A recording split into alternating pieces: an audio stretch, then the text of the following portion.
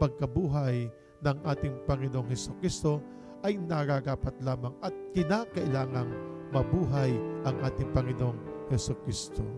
Dahil kung hindi tayo maniniwala sa pagkabuhay ng ating Panginoong Hesukristo, wala po tayo dito ngayon sa ibabaw ng lupa. Kaya po tayo nabubuhay ngayon dahil tayo sumasampalataya, tayo'y naniniwala na si Jesus ang nagligtas sa atin at siya'y muling nabuhay.